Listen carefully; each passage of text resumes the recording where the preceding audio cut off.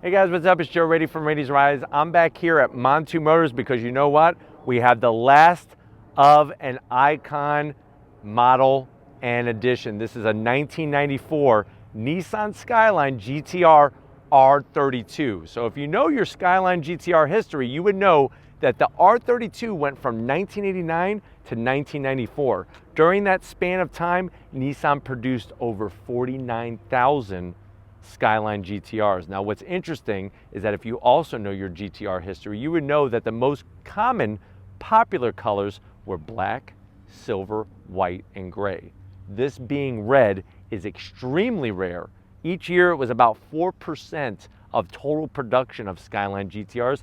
Plus with this being the last, the 1994 R32, underneath that hood, that RB26, those are iconic names and numbers that means so much, because remember, this was the first time, the R32 was the first time that the GTR was being produced since the 1970s. And it really, to be honest, to me, is what laid down the groundwork for the GTR to be known as Godzilla, because it was the Australian supercar series where the GTR, the Skyline GTR behind me, really just cleaned everybody right off the track. Just total sweep of the wins, the championships, to where the Australians nicknamed the car Godzilla. That's where the name came from. So let's go ahead and dive into this last 1994 R32. Right off the bat, the lines are so iconic, and even to this day, just very muscular, very purposeful. You can see what was going on, 89 to 94 headlight design. You have your horizontal slots in the front fascia, and then the lower area obviously is going to have functional air ducting and everything. Behind this mesh grille is going to be that intercooler. Remember that RB26 2.6 liter inline six twin turbocharged engine.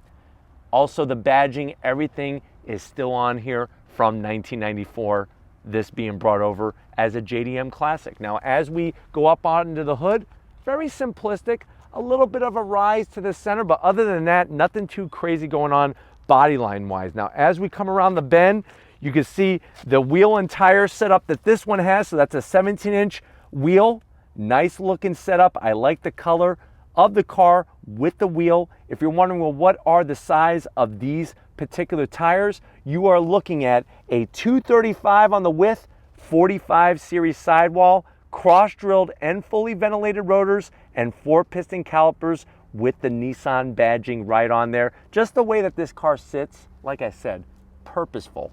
All-wheel drive, putting all that power to the ground. It makes sense why it was able to kick butt over in that Australian supercar series. We come into the fender, you can see the unique body lines. There's more of that iconic badging, original touches. Really love the overall dimensions of the car. That lower side sill extension gives so much purpose, because remember, GTR is based off of the Nissan Skyline.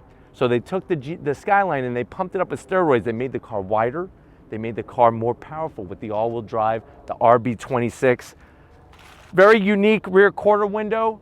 Back during this time period, this is what you looked at. Look at a Fox body Mustang. It almost looks like the same size as a Fox body Mustang, but this is obviously a GTR. Really love this body line here with a little bit of fender flare working into the rear wheel and tire setup. And then, of course, that iconic wing. Subaru is known for their wings on the WRX STI. This is your standard GTR wing. Love the look of it, and it's purposeful. As we drop down, there's that GTR badge, Godzilla as the Australians called it, and now it sticks to it. It's a Skyline though, remember, Skyline GTR, not like the new GTRs that you could buy at your dealerships. Those are just GTRs. This is the continuation of the round taillights. As we come across, there's that Skyline name stamped in there, our Nissan badge, and you can see that this one has a custom Nismo exhaust. Now remember, when we say Nismo, that stands for Nissan Motorsports. That is the factory arm that ran these in the Australian supercar series, but you can see just the width from the back. But why don't we go ahead, pop the hood, and take a look at the heart of this Godzilla.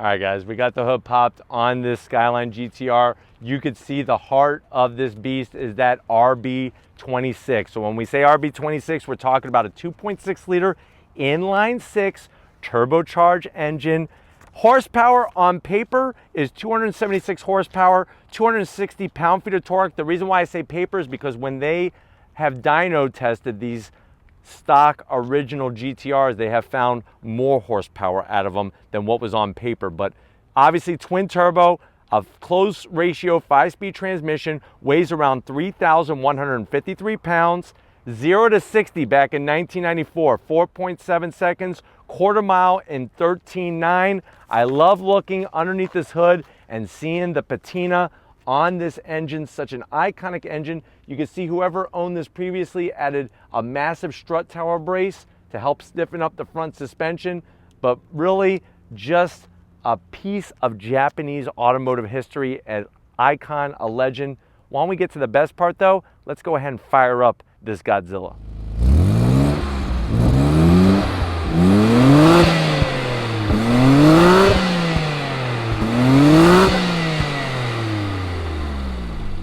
All right, guys, we're inside the 1994 Nissan GTR. Just to give you a little reference, I graduated from high school in 1994. Now, what's awesome about this interior, most of it is stock. Let's go to the door panels. You can see the Nissan GTR door panels that were being used back then. You have this Alcantara material. The door panels have no cracks in them, really have aged well. This is a car that's 25 years old. Coming into the dash, soft material, same story. No cracks or anything. You can see the large AC vents. You get to the center console, you got your AC controls. This obviously is an aftermarket Kenwood system that somebody put in here, but the original instrumentation, you got your cigarette lighter and ashtray. This is for that close ratio 5-speed transmission. A little bit of a cubby for some Japanese snacks, maybe some Japanese cookies. Open this up, you got a little bit of padding in there, but of course no USB or anything like that. Who you fooling, silly boy? Seats though, original and actually in great shape. I really am digging that overall, but why don't you get over on the business end? I want to show you behind the wheel of this GTR.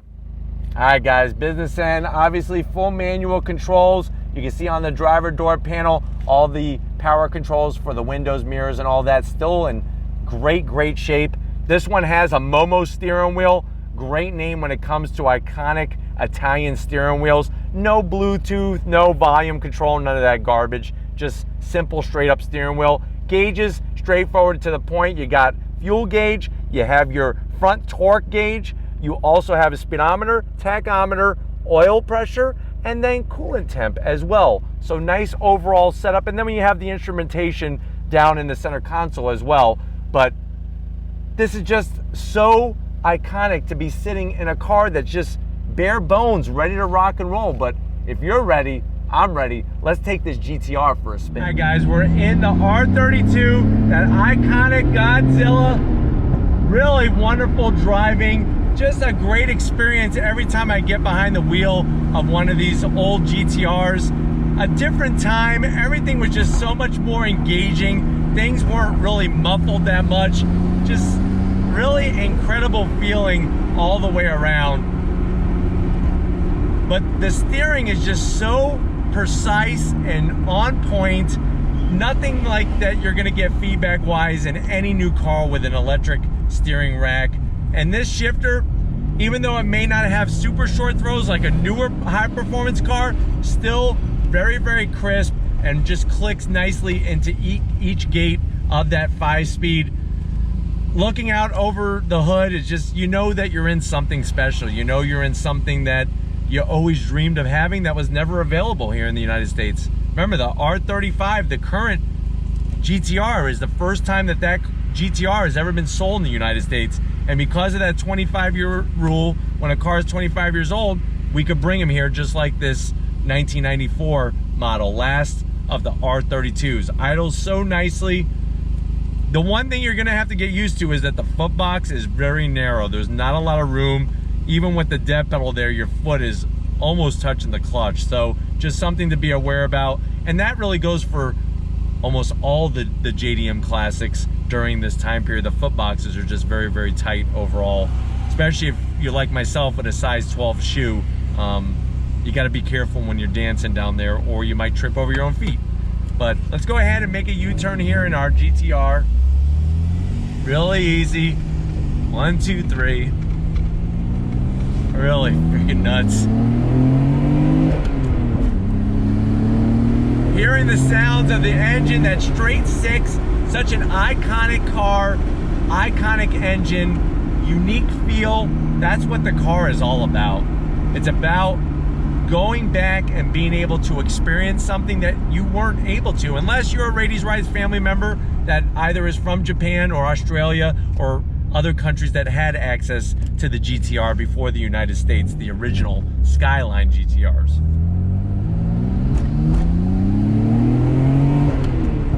And it's just cool sitting on the right-hand side of the car as you're driving. I mean, it's a ton of fun, ton of fun. Really, really smooth. And the car's 25 years old. Things look really well in here. It has a nice patina. It does have that age, but still overall very, very respectable. All right, guys, I want to take you down a little bit of a twisty section here, just to show the capabilities, a little bit of this GTR with all-wheel drive. Unbelievable. Just gotta slow down for the speed humps. All right, guys, we're gonna continue our little drive here down this road, just to give you a little bit more of what this car is all about. Just a joy to drive, I'm telling you. Experience that's like none other.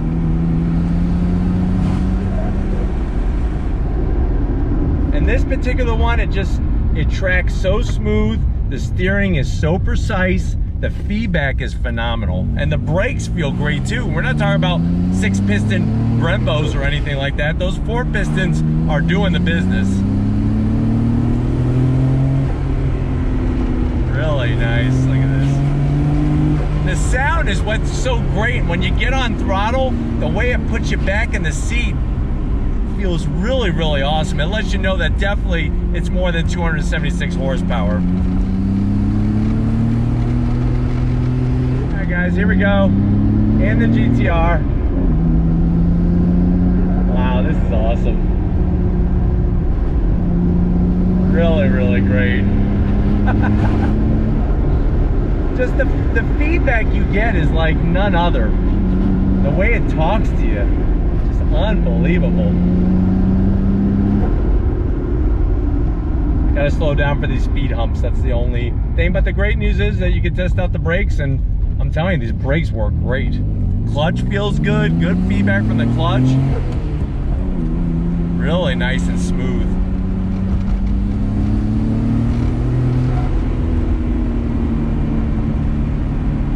And I'm telling you, with the smaller turbos, you're not waiting around for boost whatsoever.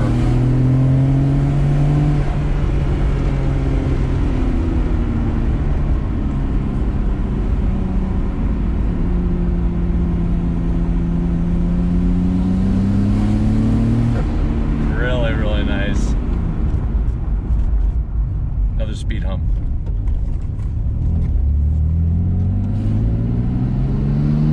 We got one little zigzag here. Yeah.